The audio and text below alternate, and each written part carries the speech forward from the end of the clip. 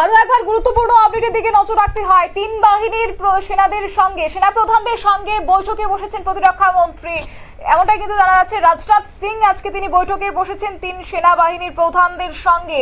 যেই সময়টাতে দাঁড়িয়ে আজকে দেশবাসী, আজকে বিশ্ববাসী তাকিয়ে রয়েছে কি হতে চলেছে, কোন দিকে মোড় নেবে এই বর্তমান যুদ্ধ আবহের যে পরিস্থিতি, প্রত্যেকটা বিষয় নিয়ে এবার সর্বশেষ পরিস্থিতি খোঁজ খবর নিয়েছেন প্রতিরক্ষা মন্ত্রী এবং তিনি বৈঠকে বসেছেন সেনাবাহিনীর প্রধানদের সঙ্গে। পাকিস্তানের আক্রমণের যোগ্য জবাব দিতে বললেন অবশ্য সেনাকে, নির্দেশ দিয়েছেন প্রতিরক্ষা মন্ত্রী। যাব বিস্তারিত আমাদের সঙ্গে যুক্ত হয়ে গেছে প্রতিনিধি রাজীব দত্ত। রাজীব, কি বলবে?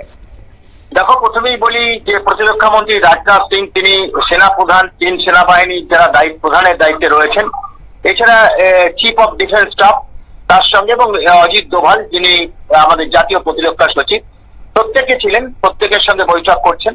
বৈঠকে মূলত বিষয় যে যুদ্ধ পরিস্থিতি, যুদ্ধ বলবো না, পাকিস্তানের হামলা বলবো, পাকিস্তানের হামলার পরিপ্রেক্ষিতে ভারত কিভাবে প্রত্যাঘাত করছে সেই বিষয়গুলো তিনি জানতে চান এবং তাকে পূর্ণাঙ্গ সমস্ত বিস্তারিত তথ্য ভারতীয় সেনার তরফ থেকে জানানো হয়। কিভাবে পাকিস্তানের হামলার জবাব দিচ্ছে ভারত, একদিকে নৌসেনা, একদিকে বায়ুসেনা আর একদিকে স্থলসেনা কিভাবে জবাব দিচ্ছে, এবং তার সঙ্গে রয়েছে সীমান্তে যারা বিএসএফ সীমান্তরক্ষী বাহিনী আমাদের, তারাও জবাব দিচ্ছে। এই সমস্ত বিস্তারিত তথ্য কিন্তু ভারতের তরফ প্রতিরক্ষা মন্ত্রী সেনাবাহিনীর পক্ষ থেকে তুলে ধরা হয় প্রতিরক্ষা মন্ত্রীর কাছে। তার আগেও তিনি একটি বৈঠক করেছেন, মূলত প্যারামিলিটারি, সেখানে অমিত শাহ করার কথা, তিনিও এই প্যারামিলিটারি অফিসারদের সঙ্গে বৈঠক করেছেন, বিস্তারিত জেনেছেন বিএসএফ এর কাছ থেকে, বিএসএফ এর ডিজির কাছ থেকে।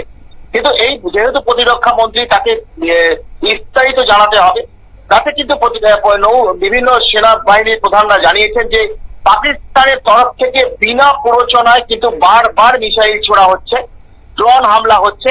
শুধু তাই নয়, নিরীহ যে গ্রামবাসী, অর্থাৎ যদি বলো কাশ্মীর সীমান্তে, রাজস্থান সীমান্তে, পাঞ্জাব সীমান্তে, সমস্ত সীমান্ত এলাকা জুড়ে সেখানে কিন্তু ব্যাপক গোলাগুলি চালানো হচ্ছে। শুধু যে জনবসতি এলাকা, যেটা সাধারণ মানুষ বাস করেন গ্রামের দিকে, সেইখান থেকে গোলাবর্ষণ করা হচ্ছে এবং যার ফলে প্রচুর মানুষ কিন্তু আহত হয়েছে, যদিও অনেককে সরিয়ে নেওয়া হয়েছে। কিন্তু পাকিস্তান প্রতিনিয়ত তারা এই গতকাল রাত থেকে শুরু করেছে গুলি বর্ষণ, তার জবাব যদিও ভারতীয় সেনা দিচ্ছে, কিন্তু তারা প্রতিটা মুহূর্তে যুদ্ধবিরতি লঙ্ঘন করছে। ভারত কিন্তু যুদ্ধ করছে না, ভারত প্রত্যাঘাত করছে।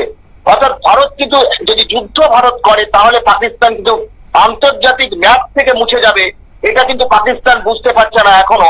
ভারত শুধু প্রত্যাঘাতের ফলে পাকিস্তানের 7টি শহর কিন্তু বিধ্বস্ত হয়েছে। সেখানে বহু পাকিস্তানি সেনার ইনস্টলেশন সেখানে কিন্তু তারা ক্ষতিগ্রস্ত হয়েছে। পাকিস্তানের ডিফেন্স সিস্টেম, সেগুলো এয়ার ডিফেন্স সিস্টেম টোটালি ক্ষতিগ্রস্ত হয়েছে। তা সত্ত্বেও পাকিস্তান এমন একটা দেশ, তারা কিন্তু প্রতিনিয়ত ভারতকে উত্ত্যক্ত করে চলেছে। ভারত কিন্তু বারবার সব হুঁশিয়ারি করছে, ভারতের তরফ থেকে হুঁশিয়ারি দেওয়া হয়েছে যে পাকিস্তান যদি এইভাবে আক্রমণ করার চেষ্টা করে তাহলে পাকিস্তানের কিন্তু আরো কপালে আরো খারাপ আছে। এটা কিন্তু বারবার ভারতের তরফ থেকে হুঁশিয়ারি করা হচ্ছে। ভারত যদি পাকিস্তানকে বিরুদ্ধে যুদ্ধ ঘোষণা করে তাহলে আবার বলি যে পাকিস্তান কিন্তু আন্তর্জাতিক ম্যাপ থেকে মুছে যাবে, এটা কিন্তু পাকিস্তানের বোঝা উচিত। তবুও পাকিস্তান যা খুশি করে যাচ্ছে, একদিকে মিসাইল হানা চালাচ্ছে, একদিকে ড্রোন হানা চালাচ্ছে, আর একদিকে নিরীহ মানুষকে লক্ষ্য করে সীমান্তে বসবাসকারী নিরীহ মানুষের যে গ্রামগুলি রয়েছে তাদের উদ্দেশ্য করে গুলি চালাচ্ছে, এবং যার ফলে আজকে উড়িতে একজন মহিলার মৃত্যু হয়েছে। তিনি গাড়ি করে যাচ্ছিলেন, তিনি গাড়ি করে রাস্তা যখন যাচ্ছিলেন, পাকিস্তানি শেল এসে তার গাড়িতে লাগে এবং তিনি ঘটনাস্থলে মারা যান। কিছুক্ষণ সকালেই আজকে এই ঘটনাটা ঘটেছে। পাকিস্তানকে বারবার সংযত হওয়ার আবেদন জানাচ্ছে ভারত, কারণ ভারত যেটা যে অপারেশন সিঁদুর, ভারতের উদ্দেশ্য ছিল পাকিস্তানের জঙ্গি ঘাঁটিগুলোকে গুড়িয়ে দেওয়া। পাকিস্তানের 9টি জঙ্গি ঘাঁটিকে গুড়িয়ে দিয়েছে এবং তাতে লস্করে তৈবা এবং জৈশে মোহাম্মদের যে প্রধান ঘাট সদর দপ্তর গুড়িয়ে দিয়েছে। কারণ এই জঙ্গি ঘাঁটিগুলো থেকেই প্রশিক্ষণ দেওয়া হচ্ছিল জঙ্গিদের, এবং সেগুলোকে ভারতে অনুপ্রবেশ করিয়ে দেওয়া হচ্ছিল, এবং সেখান থেকে একটা সমস্যা তৈরি করছে ভারতীয় পাকিস্তান সেনার সমর্থন নিয়ে তারা ভারতে অনুপ্রবেশ করছিল। তাই ভারত কিন্তু কোনোভাবে অপারেশন সিঁদুরের উদ্দেশ্যই ছিল যারা আমাদের 26 জন মা বোনের সিঁদুর মুছে দিয়েছে, তাদের নিকেশ করে দেওয়া হবে, সেই নিকেশের কাজটি ভারত করেছে। তা এবং কিন্তু পাকিস্তানের সেনা, পাকিস্তানের সাধারণ মানুষ বা পাকিস্তানের কোনো ইনস্টলেশনে কিন্তু আঘাত করেনি ভারত। কিন্তু বিনা প্ররোচনায় পাকিস্তান যুদ্ধ ঘোষণা করেছে ভারতের বিরুদ্ধে, এবং গতকাল রাত থেকে প্রতি নাগারে তারা মিসাইল ছুটছে, ড্রোন আক্রমণ হানা চালাচ্ছে। যদিও প্রতি ক্ষেত্রে ব্যর্থ হয়েছে, কারণ ভারতের এয়ার ডিফেন্স সিস্টেম অত্যন্ত শক্তিশালী, আকাশেই ধ্বংস করে দিয়েছে সবকিছু। এবং সীমান্ত জুড়ে, রাজস্থান থেকে কাশ্মীর সব সীমান্ত জুড়ে কিন্তু তারা ব্যাপক গোলাগুলি চালাচ্ছিল, সকালে ব্যাপক গোলাগুলি চালাচ্ছে, এবং বিশেষ করে পুঞ্চ এলাকাতে ব্যাপক গোলাগুলি তারা চালিয়েছে।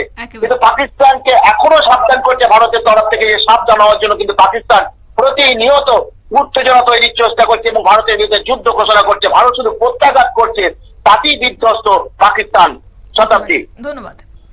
আপনারা শুনলেন, অর্থাৎ পাকিস্তানের F-16, F-17 এবং 2 যুদ্ধ বিমানও আকাশে গুড়িয়ে দিয়েছে ভারত, এবং সেক্ষেত্রে মূলত S-400 এবং L-70 এয়ার ডিফেন্স দিয়ে রুখিয়ে দিয়েছে পাকিস্তানের হামলা। এবং যার পরদিনই সাত সকালে বৈঠকে বসেছেন কেন্দ্রীয় প্রতিরক্ষা মন্ত্রী রাজনাথ সিং। তিন বাহিনীর প্রধানদের সঙ্গে নিয়ে আগামীর পদক্ষেপ কি হতে চলেছে সমস্ত বিষয় নিয়ে আজ চুলচেরা বিশ্লেষণ করলেন প্রতিরক্ষা মন্ত্রী।